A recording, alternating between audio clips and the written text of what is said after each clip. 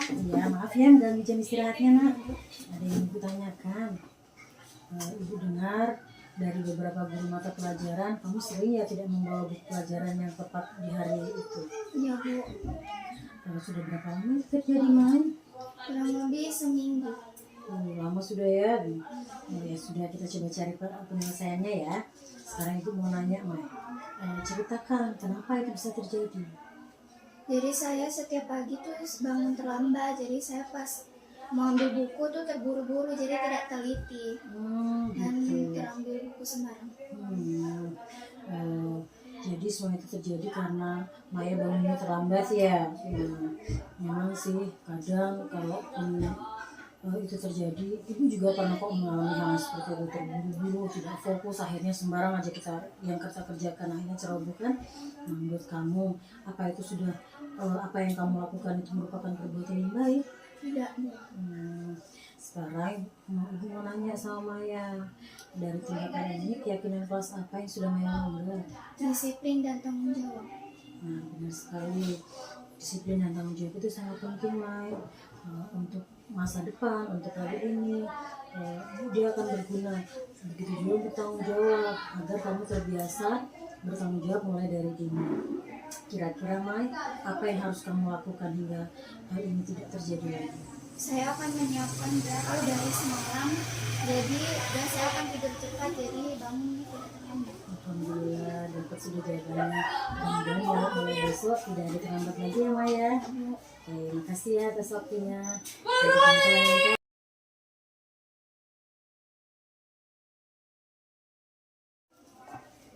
Assalamualaikum, Bu. Waalaikumsalam. Ibu tadi manggil saya. Iya, maaf ya mengganggu jam istirahatnya, Nak. Ada yang ibu tanyakan.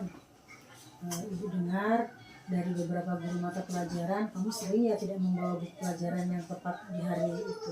Iya, Bu. Sudah berapa lama itu terjadi, Mai? Kurang lebih seminggu. Lama sudah ya. Ya sudah, kita coba cari penyelesaiannya ya. Sekarang ibu mau nanya, Mai.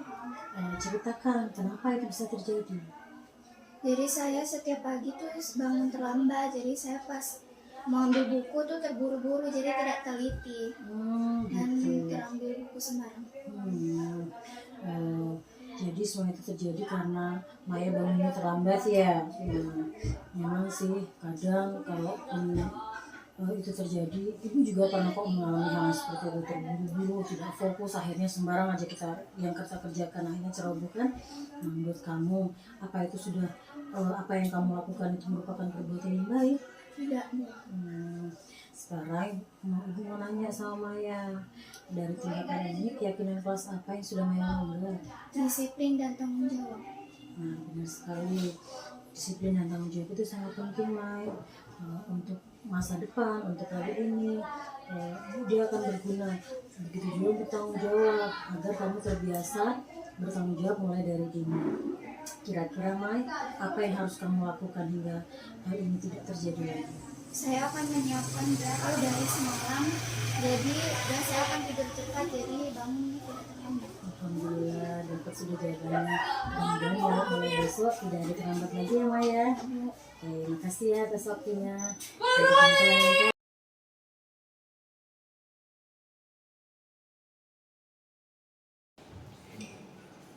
Bismillahirrahmanirrahim. Assalamualaikum warahmatullahi wabarakatuh. Selamat siang Bapak Ibu sekalian. Salam bahagia.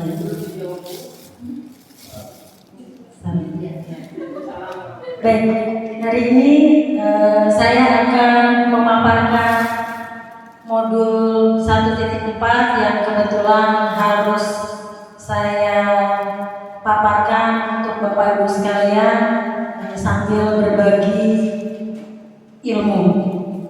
Mudah-mudahan dengan ini ada Bapak Ibu guru yang mendapatkan ilmu dari pemaparan saya dan berniat untuk mengikuti CGP sesi selanjutnya. Baik, hari ini yang akan saya paparkan mengenai budaya positif. Menyimpulkan peran saya dalam menciptakan budaya positif di sekolah. Sebagai seorang pendidik, tentunya penting bagi saya memiliki kemampuan dalam menciptakan atau mewujudkan budaya positif pada sekolah tempat saya mengabdi, di mana kita semua seorang pendidik tentu saja ingin menjadikan peserta didik kita lebih disiplin. Hanya disiplin tersebut mempunyai nilai positif yang tidak merugikan peserta didik dalam artian yang negatif. Berikut adalah konsep-konsep inti pada terwujudnya budaya positif, yaitu disiplin positif, motivasi perilaku manusia, posisi kontrol guru, keyakinan sekolah atau kelas, dan segitiga restitusi. Disiplin positif adalah cara yang dapat diterapkan pendidik dalam mengajarkan siswa nilai tanggung jawab dan mengembangkan kesadaran diri berdasarkan nilai-nilai kebajikan, yang mana sebagai seorang pendidik tentu saja kita harus mengajarkan nilai tanggung jawab kepada peserta didik kita dengan mengembangkan kesadaran diri berdasarkan nilai-nilai kebajikan. Contohnya, ketika kita ingin mendisiplinkan seorang peserta didik, hendaklah kita tidak menggunakan kekerasan, hendaklah kita tidak menggunakan ujaran yang menyakiti hati peserta didik. Dengan nilai-nilai kebajikan itu diharapkan peserta didik bisa menerima apa yang ingin disampaikan oleh peserta didik, oleh Bapak Ibu guru. Disiplin positif lebih berfokus pada kemunculan disiplin secara internal dalam diri siswa yang nantinya memungkinkan siswa mengontrol tindakan mereka sendiri. Dengan demikian, siswa dapat menyadari sepenuhnya tindakan mereka berdasarkan motivasi internal, bukan karena menginginkan ujian atau menghindari hukuman. Ini hampir sama dengan seperti yang dipaparkan oleh Pak Yusuf beberapa waktu yang lalu, di mana kita mengetahui bahwa kita sering memberikan ujian, memberikan motivasi, tapi pada akhirnya ternyata itu adalah hal yang tidak tepat kita lakukan untuk peserta didik. Ambillah contoh kita memberi ujian sehingga peserta didik melakukan sesuatu karena ingin dipuji oleh gurunya. Motivasi perilaku manusia untuk menghindari, yang pertama, untuk menghindari ketidaknyamanan atau hukuman.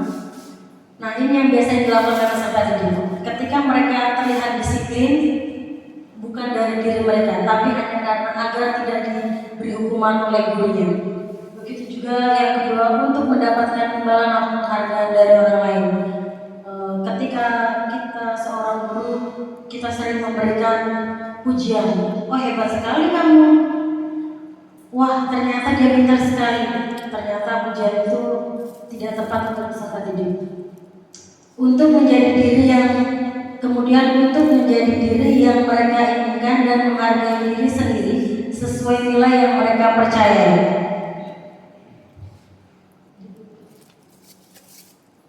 Kemudian, dengan memahami motivasi perilaku manusia, maka guru akan dengan mudah mengidentifikasi motivasi siswa. Jika siswa terdorong oleh motivasi eksternal, maka guru harus berupaya menimbulkan motivasi internal.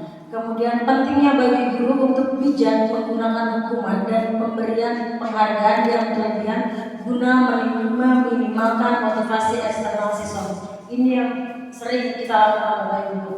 Tidak terkecuali saya sekalipun. Saya pun juga sama.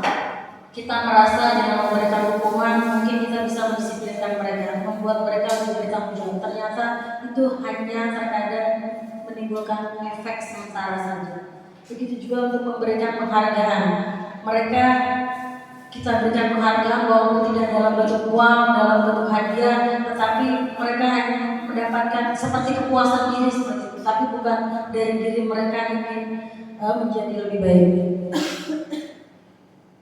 Nah, berikut adalah proses kontrol seorang guru, yaitu penghukum, yang mana ketika kita mendapati seorang peserta didik melakukan kesalahan, kita akan langsung memberikan hukuman tanpa kita mempedulikan atau kita dengan serta-merta tidak menanyakan terlebih dahulu kesalahannya di mana. Kemudian pemantau, di mana kita selalu mengungkit kesalahan peserta didik. ambillah contoh, ketika ada peserta didik yang minggu lalu melakukan kesalahan, tidak memakai sepatu yang benar, hari ini, besok, dan kemudian pakai yang sama, kita akan mengingatnya lagi. Dari kemarin Ibu perhatikan, pakai sepatu hitam terus, pakai sepatu biru terus, pakai yang apa terus. Ternyata itu tidak tepat Bapak Ibu. Kemudian pembuat rasa bersalah. Ini pun saya pernah mengalaminya. Misalnya kamu berbuat seperti itu, ibu kecewa dengan kelakuanmu selama ini. Tidak kasihan nggak sama ibu jadi wali kelasmu terus-terusan di kantor selalu dibahas. Malu ibu Pak. Yang seperti itu ternyata kita salah, kita tidak tepat melakukan itu dengan pasangan. Kemudian menjadi teman. Ini yang sering saya lakukan dan ternyata tidak tepat. Kita berusaha dekat dengan peserta didik, ternyata kita berharap bahwa peserta didik ingin biar mereka percaya dengan kita, mau tidak menjaga jarak dengan kita agar bercerita maunya mereka apa, agar lebih dekat dengan. Ternyata itu pun tidak tepat Bapak Ibu Guru. Mereka untuk jangka panjangnya, seperti yang instruktur ceritakan, untuk jangka panjangnya ini seperti mereka menjadi abu-abu, kurang menghargai dan tidak mengetahui posisinya sebagai murid atau usianya di bawah lebih muda dibandingkan kita. Kemudian yang terakhir adalah manajer. Posisi manajer ini adalah posisi yang paling tepat Bapak Ibu, tapi tidak menutup kemungkinan kita boleh menggunakan sebagai teman, sebagai hanya kita melihat situasi seperti apa peserta didik kita. Tidak serta-merta semua harus kita melakukan yang sama. Menurut posisi kontrol yang tepat adalah manajer, di mana kita sebagai guru tidak boleh langsung menjudge peserta didik ketika mereka membuat kesalahan. Ketika mereka melakukan perbuatan yang tidak disiplin, kita tidak boleh langsung serta-merta menyalahkan. Peserta kontrol manajer ini membuat kita menjadi posisi di tengah-tengah, yang mana kita membuat peserta didik menyadari kesalahannya di mana, tanpa harus kita sebutkan kamu salahnya di sini, kamu sudah melakukan, kamu tuh sudah salah. Tapi mereka harus bisa menyadari, oh iya Bu, saya salah di sini. Oh iya Bu, yang salah lakukan sudah tidak benar, saya sudah melakukan kesalahan. Lanjut Bu.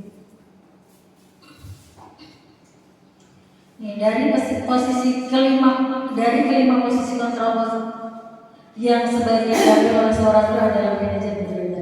Dalam posisi ini guru memberikan siswa tanggung jawab atas tindakan sendiri dan mendorong siswa menemukan solusi atas permasalahan yang dihadapi. Posisi manajer mengacu pada tindakan restitusi yang poinnya memungkinkan siswa menjadi manajer atas dirinya sendiri dan mendorong terciptanya identitas positif serta keberhasilan dalam diri siswa sendiri. Berikut adalah keyakinan kelas atau keyakinan sekolah, di mana setiap kali kita wali kelas, tapi bisa juga guru melakukannya di dalam kelas untuk kayak kesepakatan kelas atau kesepakatan pembelajaran. Biasanya guru berperan dalam pembentukan keyakinan sekolah atau kelas melalui kesepakatan antara siswa dan guru. Keyakinan tersebut berupa pernyataan universal yang mudah diingatkan dan pahami dan diterapkan dalam lingkungan sekolah. Biasanya wali kelas yang melakukan ini. Kita meminta peserta didik menginginkan kelas yang seperti apa, kelas yang senyaman apa mereka untuk melakukannya di dalam setiap pembelajaran. Silakan lanjut. Nah, berikut adalah segitiga restitusi. Sebagai seorang guru yang memilih posisi kontrol sebagai manajer, saya menggunakan segitiga restitusi dalam menyelesaikan permasalahan siswa melalui 3 tahapan, yaitu validasi tindakan, menanyakan keyakinan, dan menstabilkan identitas. Menstabilkan identitas, validasi tindakan, dan menanyakan keyakinan.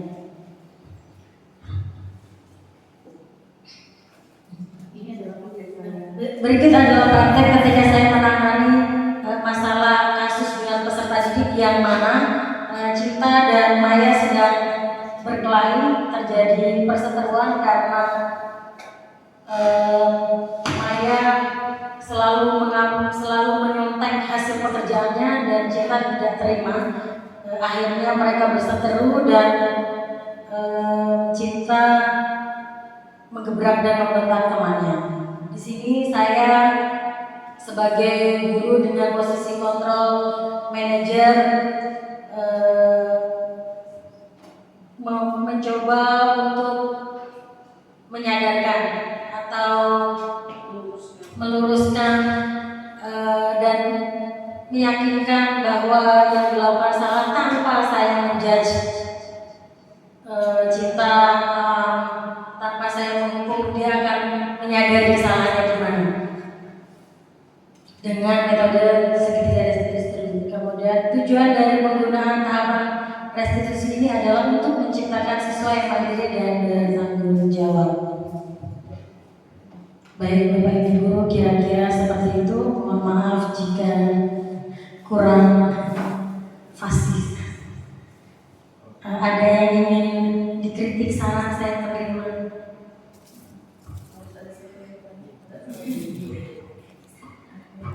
Saya dihubungi identitas. Oh iya, silakan Ibu Saudari.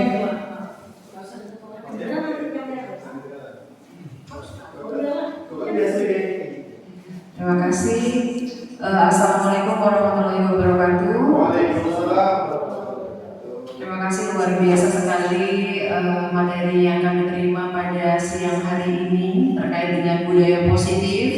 Jika kita korelasikan, budaya positif ini juga salah satu masuk ke dalam poin beberapa penilaian kita, mungkin mengacu pada rapot pendidikan, sehingga di beberapa guru kemarin hasil kesepakatan di awal tahun, mungkin ada beberapa guru yang memilih untuk observasinya fokus di budaya positif dan ada yang keterampilan kelas.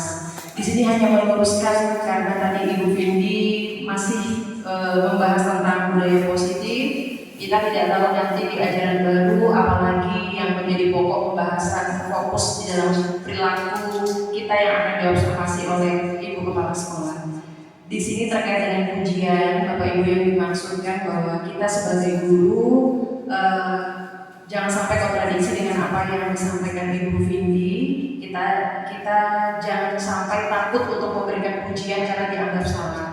Pujian, kemudian apresiasi kepada anak-anak itu dalam arti ketika kita memberikan penguatan positif dengan kalimat-kalimat positif, sebenarnya itu yang diharapkan. Tapi kalau misalnya dalam memberi hadiah, memberikan coklat, misalnya ketika mereka mampu menyelesaikan itu yang sebenarnya dilarang. Sehingga ketika mereka melakukan sesuatu, bukan atas dasar mereka menginginkan sesuatu pula, tetapi kalau dengan ujaran kalimat-kalimat positif, harapannya bahwa itu memotivasi dia yang lahir sehingga muncullah karakter itu terpatri dalam dirinya. Demikian ya, jadi jangan sampai takut kalau misalnya sekali memuji saya, oh cantik sekali, baik sekali Bu Sundari, ya, itu bukan salah, itu nggak apa-apa, nggak salah. Sebenarnya pada dasarnya ingin menumbuhkan kesadaran anak-anak. Bukan karena mereka mengharapkan sebenarnya itu lebih ke sana. Cuma memang dari beberapa contohnya saya saja, kalau ada beberapa anak-anak yang misalnya mau membantu saya membelikan sesuatu, saya kasih. Sebenarnya itu memang tidak boleh, tapi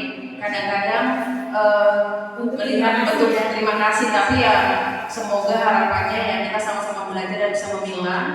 Mungkin harapannya kadang-kadang kalau jadinya memang kembali ada perasaan tidak enak kalau jadinya uang pas-pasan akan tidak enak menyuruh anak-anak itu karena biasanya sudah memberikan sesuatu. Ya, memang itu tidak bagus, memang tidak bagus. Artinya ada rasa harap dan kadang mereka sudah tahu mereka sampai jorong-jorongan karena mereka tahu bahwa akan ada imbalan. Sebenarnya itu adalah sesuatu yang negatif. Jadi memang benar-benar dari situasi kecil. Terima kasih Bu Piti, sukses pendidikannya, semoga lancar.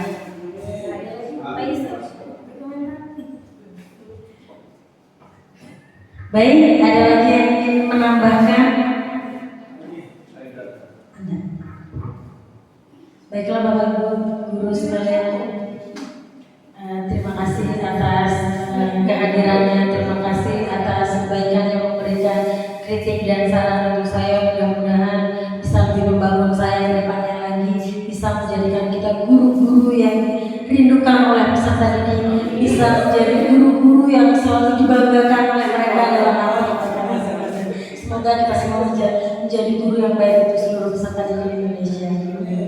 Baik, sekian pemaparan dari saya.